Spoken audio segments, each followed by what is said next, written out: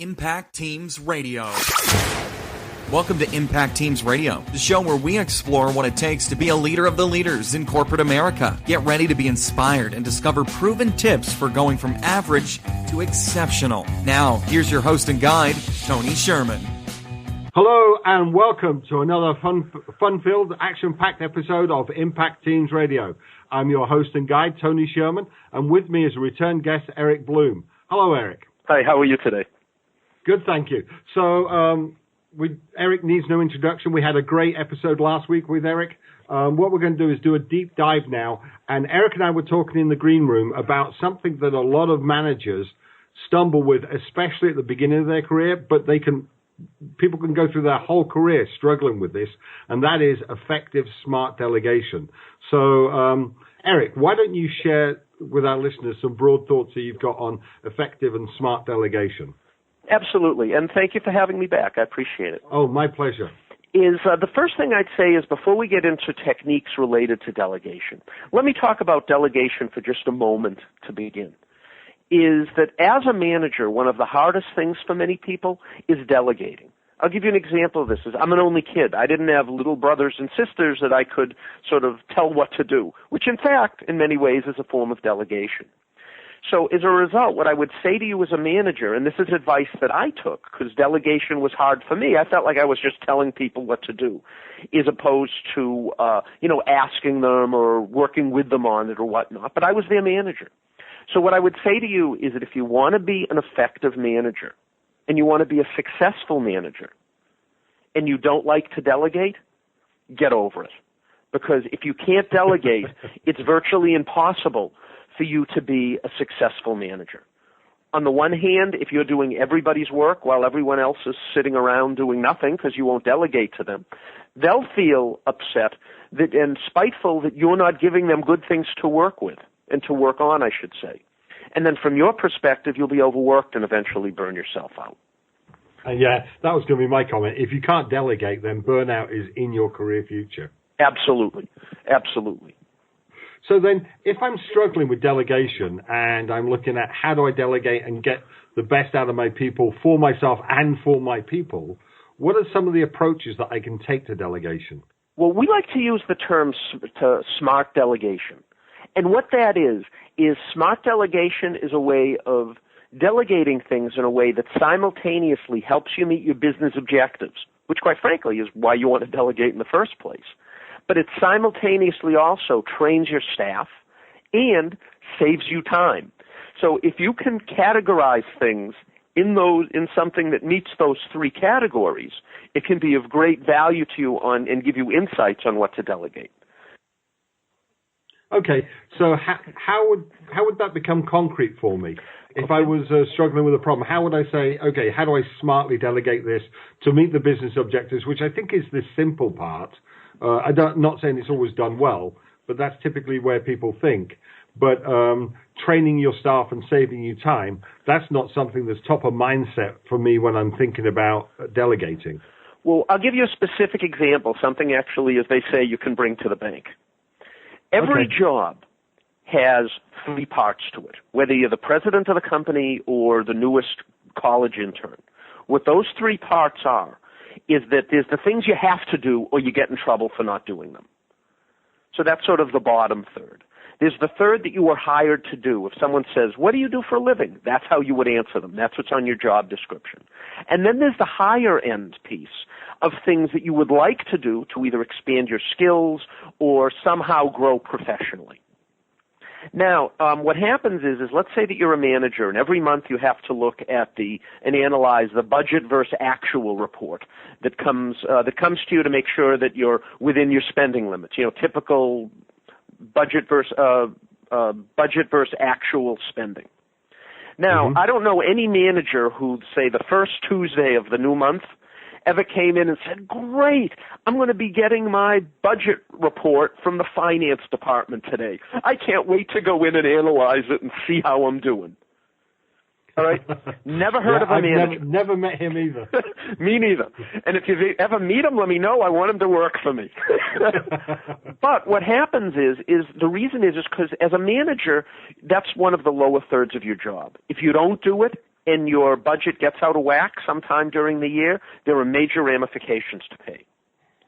However, neither is the CFO going to run down to your office and say, oh, you did such a great job analyzing your budget this month. Why don't you become the junior controller? It's not going to happen. So you get no credit for it, but you can get in trouble if you don't do it. Now, let's say you have someone working for you in your staff, and you're trying to figure out what to delegate to them. They want to be a manager one day. Now, as I say this story, I'm assuming that the budget does not have salary information or things that would not be appropriate to share with someone in your team. Okay? Yes, that makes sense. Yeah. But what happens is that if I delegate looking at the budget versus actual report to someone in my staff, it does a number of really good things. First of all, I'm still responsible for it, but I get it off my plate, so it gives me 2 hours a month back to do other things when I really didn't want to be analyzing that anyway. So it saves me time. Secondly, what it does is it gets this employee in my group all excited, because what am I going to say to them? I'm going to say, hey, you want to be a manager one day. One of the things you're going to have to learn about is how a budget works, and to be tracking the month, your actual expenditures versus your budgeted expenses. You're going to have to learn about run rate and things along that line. Let me show you how to do it, and then I'll delegate this task to you. Has to be done on a monthly basis. So at that time, you're doing two things. First of all, you're teaching new skills to someone in your team. And, building your management bench strength as a leader, all of those things are important, and this falls under that category. Second of all, you're telling someone in your team that you want to invest time and effort in them to help them grow as a professional. And third, what you're telling them is that you're telling them that, you do have management potential, and I'm going to spend a little time helping you learn the business of being a manager. From a company's, and lastly, just from a company's perspective, what happens is that the same task is being done by someone at a lower pay grade. So therefore, it makes sense for the company because it's a natural productivity enhancement if you look at salary, return on investment from a salary perspective. Okay, that makes a lot of sense. It's a multi-dimensional solution using a simple problem. Yes. And I think key to that is something you raised last episode, which is about agendas. There you have an agenda, but it's not a hidden agenda. Everything's out in the open, and everyone knows why you're doing it, and you're not just sloughing off. Absolutely. Absolutely. So, how does that then wrap up in terms of smart delegation when you've got a team of, let's say, 10, 15 people, all with multiple different roles? I mean, I can see that this kind of thoughtful delegation can become all time-consuming for a team leader at that point. Yes, well, generally, and I'm going to cut back to delegation, and then I'm going to talk about with multiple people in your teams, a special technique you can use for that. Is first of all is that one of the issues why people don't delegate is where they say, by the time I explain it to Tony, I could have done it myself. Or they say, or someone will say, you know what? Why have Tony work on it? I'm sure I can do a better job on it. I've been doing it for years. That is a self-defeating attitude as a manager. The reason is because, yes, I can do it faster today than, say, I could do it in an hour myself, but if I teach it to you, Tony, it will take me 3 hours today. Well, the return on investment for me is then it never takes me 2 hours again because you're doing it. Right. Now, as you delegate to a larger staff, there are a number of things that you can do to enhance the productivity and, quite frankly, the throughput of your department itself. Is that if you delegate things based on what people are waiting for. I'll give you an example of this. Is that let's say that I have two things that I eventually want to be working on and to delegate myself. One of them, actually two things. One thing I have to do myself by its nature, and one that I can delegate. In fact, someone is waiting for me to finish something up before they can continue. From a workflow perspective, if I say, all right, I can do Project A or Project B right now, that's on this Tuesday afternoon, is that how about I'm going to work on the one I know that Tony, who works for me, is waiting for me to get this piece done on Project A before he can continue his work. So what I do is that I work on that first. So that this Project A, whatever it was, I do my piece. I say, hey, Tony, you can get working on Project A now. I've read the report. I've done the approval. I've done whatever it is I needed to do as a manager. And then from there, I go to Project B. So then what happens is by delegating smartly and related to my own time management, is that then I have two projects going on in parallel. The one that I finished my tasks, so Tony, so you could continue on yours, and then the one that I'm working on myself. If I did them in the other order, then I can't delegate that task to you because I haven't done my portion of it yet. So I can maximize my department's throughput and productivity by the order of things that I work on and the order in which I delegate them. Okay, I learned that from a slightly different angle, which was feed your people first. Which is, make sure your people got all they need to get on with their work. But it's the same underlying principle here. So so that's one principle. Do you have other principles in smart delegation, or is that the key principle? No, there's a couple of others. But first, I'm going to say, if you want to feed your people first, I want to tell you I'm on a strict diet of lobster tails and filet mignon. I don't think you work for my company then. But I'll give you another one, is that some people are single taskers, some people are multitaskers, by their nature. Yep. There are those who say, hey, all right, I have one thing to do, lock me in a room for a day and I'll get it done. They don't do well with interruptions, things along that line. And there's other people who will purposely interrupt themselves. They'll say, all right, I'm working 10 minutes on this. I want to check my email. I want to look around. I want to look at this. Now I'll go back to the task. Is that if you can delegate tasks that are either require single tasking or multitasking by the nature of the task, to people who work within those types of work days, is what you can do is you can basically set your people up for success and get the work done more quickly. I'll give you a concrete example of this, is that if you have someone who's really a single tasker, that put them in a room, they'll get in the zone for 3 hours, they'll do incredible work. And you put them on, you assign them that task, and let's say that they're in the help desk. And then you tell them to also answer incoming help desk calls. What happens is every time they get rolling, they get in the zone, another call comes in, they have to answer that call. It takes them 20 minutes to get back to where they were in the first place.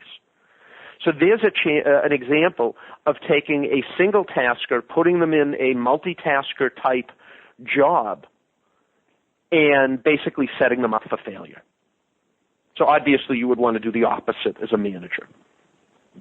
However, just to challenge you on that, I think that's a great example. And I've had people on help desks working for me who have got like a level 2 or level 3 problem. And typically for those, you need time alone to think and to crack it open because it's not a level 1 problem. And because they're doing tickets and queue management, they're constantly being interrupted. But that's the nature of the job. So when I've got a single tasker on there who's struggling to get anything done, I don't know how to solve that problem. Absolutely. So how do I solve it? Well, you have to basically switch people around to try to, sometimes you got to give someone a particular job. But what I would say is that I'll give you two, let's say you have two people in your group that are really single taskers by their nature. And you have a job that requires both answering the phone as well as working on your task. What I would say is trade off.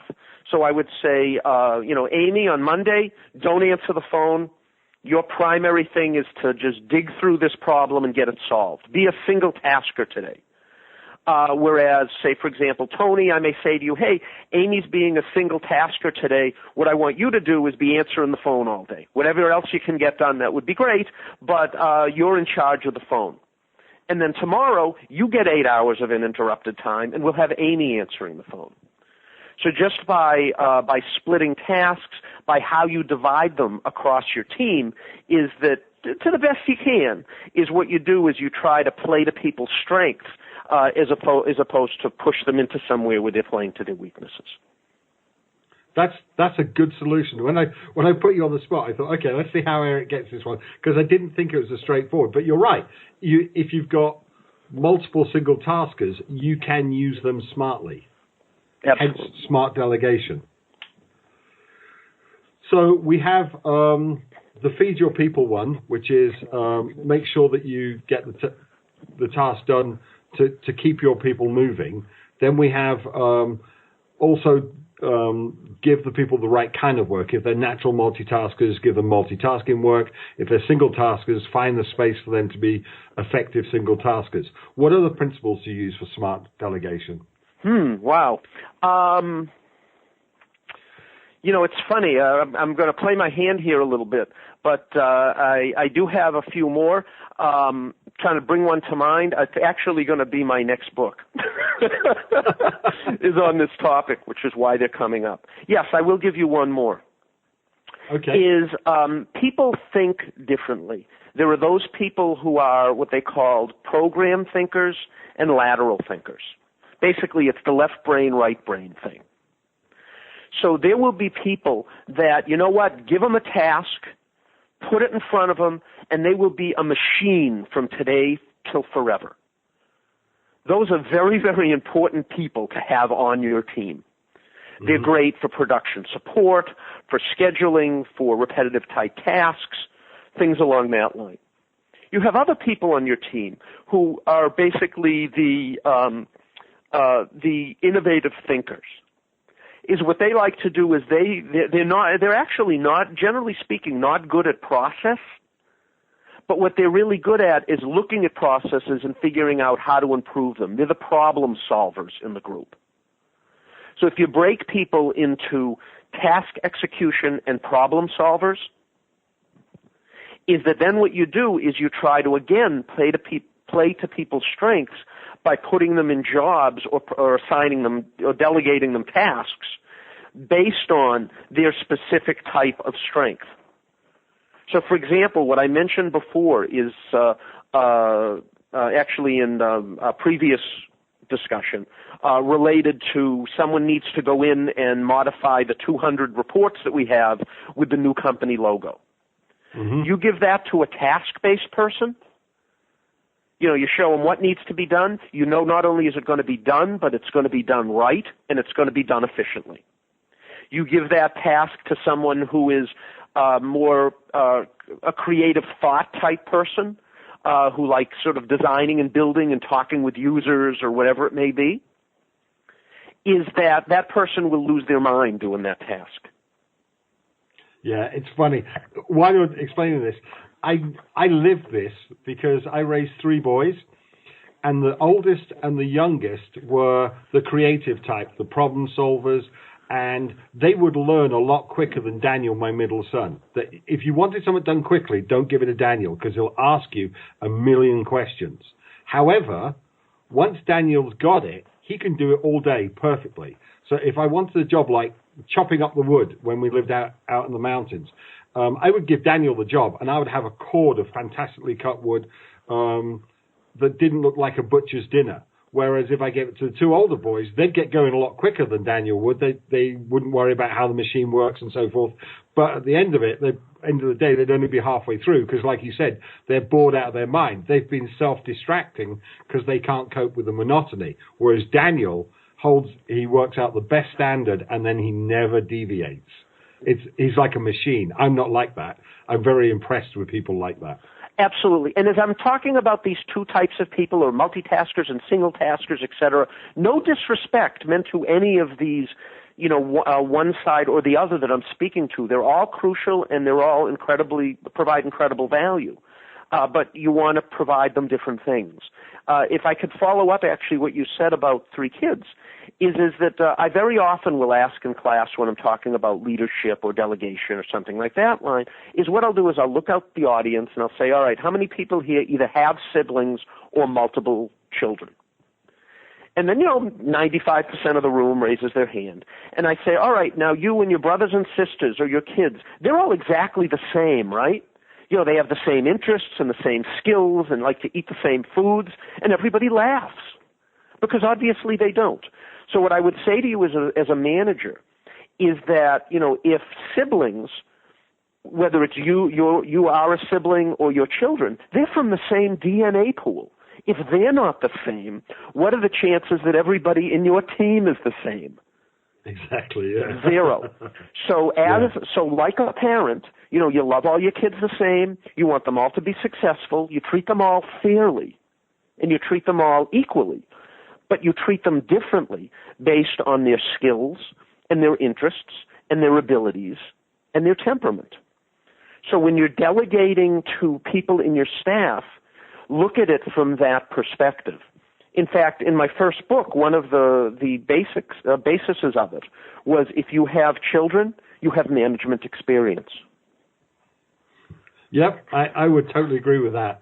And that goes back to your comment on the previous episode where we were saying that if you make a mistake and learning from it, and then making sure that you don't make that management mistake again. I think your home-based life is a great place to make mistakes and learn quickly. And a lot of what I learned raising children went straight into my professional repertoire. Absolutely. So we've come to the end of another great episode. So before I let you go, just to learn a little bit more about you for our listeners and so forth, I'm going to fire off a quick fire round and ask you a couple of questions. When we have time, we like to do this. So would you recommend a good book for our audience? Yes, absolutely. Emotional Intelligence by Daniel Goleman. And that's not Golda, that's Goleman, Goleman. Why that book? Why? Because it's something that I wish I read many, many years ago. If you're going to be in a thought leadership, a knowledge workers type job, technologist, business analyst, accountant, whatever it is, an engineer, you're smart. Because if you weren't smart, then you couldn't get the job. You wouldn't be able to get to the college you needed. You wouldn't be able to perform the task. So if a barrier to entrance to being in your role is you have to be smart, then everyone you're with is smart. So what is the differentiator for you in the business world? How are you going to get the promotion or get to work on the good project? It's not if you're smart or not. Everybody's smart. What it is, it's your emotional intelligence. It's your ability to communicate well, to deal with others, to play well in sandbox, to be a team leader, etc. So that the farther you go in your profession, the more emotional intelligence will be of value to you to be successful and move ahead professionally. Okay, that makes a lot of sense. Okay, so next question. Do you have a tool that you recommend, like an Evernote or something, that you think is just a powerful tool that people ought to learn to use well? Yes, I'll tell you, but you have to promise not to laugh at me. Okay. Hey, you've already laughed at me. No, just kidding.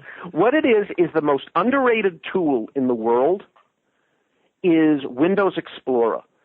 It's that thing that you use, that little piece of software that comes free for Windows and has for 20 years that allows you to organize your files. Okay. The reason I'm not laughing at you, but I do need an explanation of this one, Eric. Yes, absolutely. Because if you file things correctly, it is a very efficient file cabinet. Like, I'll give you two examples of it. One of which is I do lots of webinars. And the second one is I write lots of columns. So what I do is that the columns that I write, as I mentioned, for IT World, I've written almost 200 of them. I have to keep track of them somehow. So by intelligently naming them and filing them, I've done them in order. They're called IT World 001, 002, 003, followed by the name of the column. It could be, Smart Delegation could be one, for example.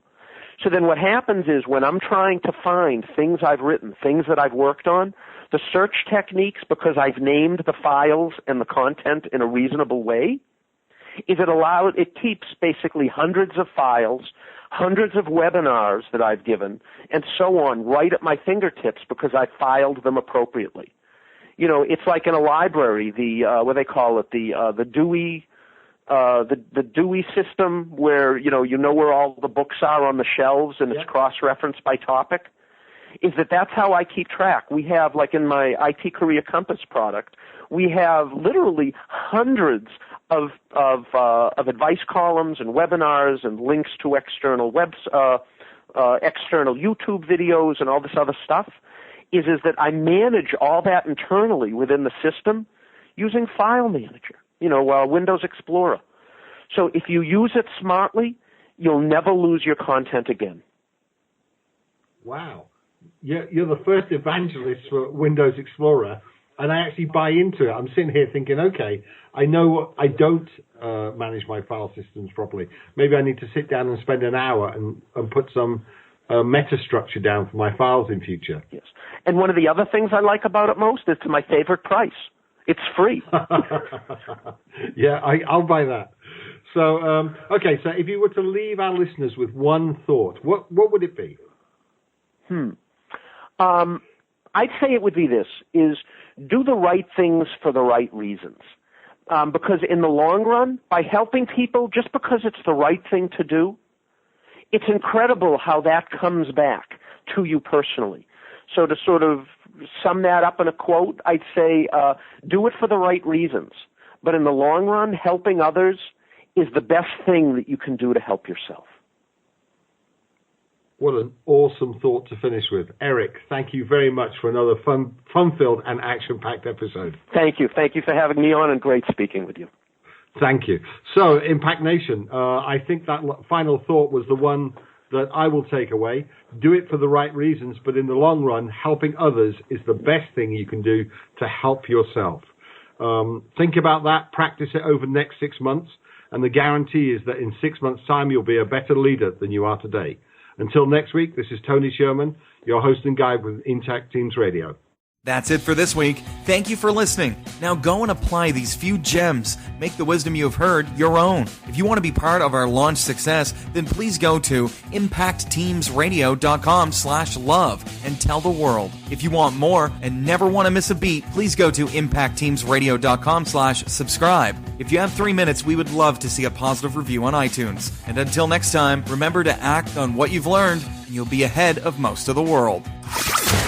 Impact Teams Radio.